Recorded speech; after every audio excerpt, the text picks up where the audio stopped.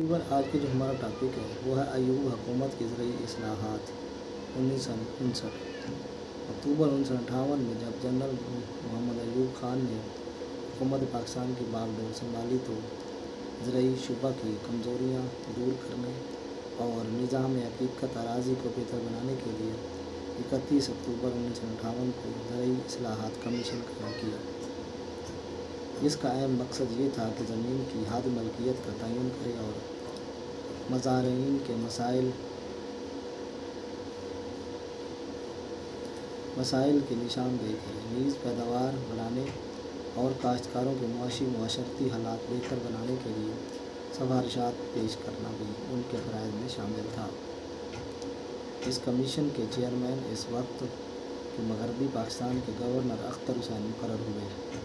اس commission نے اپنی سفارشات 20 جنوری 1959 کو صدارتی کابینہ میں پیش کی، جنہیں منظور کر لیا گیا۔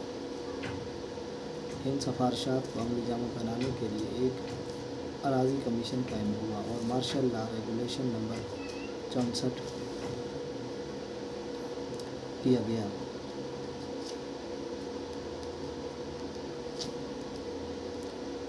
حد ملکیت کا تعین۔ زمین کی زیادہ سے زیادہ حد ملکیت 1500 ایکڑ نہری، 1000 بارانی یا 36,000 پیداواری اشاری اکائیاں مقرر ہوئیں۔ حد ملکیت کا تعین۔ زمین کی زیادہ سے زیادہ حد ملکیت 1500 ایکڑ نہری، 1000 بارانی اور 36,000 پیداواری اشاری اکائیاں مقرر ہوئیں۔ نیز مالکان اراضی کو اس بات کا اختیار بھی دیا گیا کہ وہ اپنی زمین میں سے جہاں سے چاہیں 36,000 پیداواری اشاری اکائیوں کے برابر رقبے کا انتخاب کر لیں، لیکن ایسا کرتے وقت یہ لازم قرار پایا کہ ہر منتخب شدہ قطعہ خیر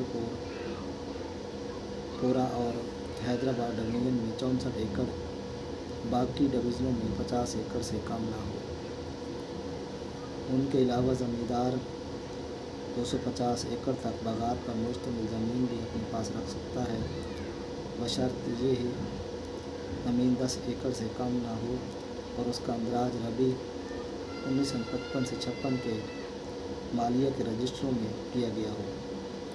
علاوہ ازیں 18,000 پیداواری اشاری اکائیوں کے برابر زمین وارثوں کو بطور تحفہ بھی دی جا سکتی ہے۔ اس کے علاوہ 6,000 پیداواری اشاری اکائیوں کے برابر زمین ایسی نادر خواتین کو بھی دی جا سکتی ہے جن کی کفالت کا انحصار زمیندار پر ہوتا ہے۔ محکمہ اوقاف، مذہبی اور خیراتی اداروں اور منظور شدہ تعلیمی اداروں کو بھی اس بات کا حق دیا گیا ہے کہ وہ مقررہ حد سے زائد زمین اپنے پاس رکھ سکتے ہیں۔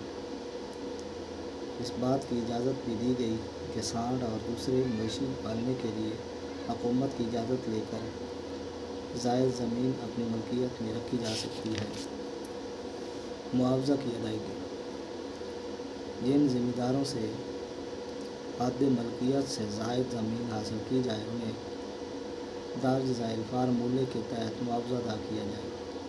یہ معاوضہ تمسکات کے ذریعے ادا کیا جائے جو قابل انتقال ہوں گے لیکن انہیں فروخت نہیں کیا جا سکے گا۔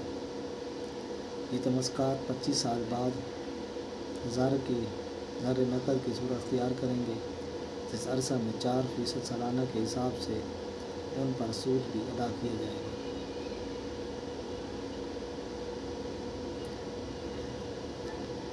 زمینداروں کو ادا کردہ معاوضہ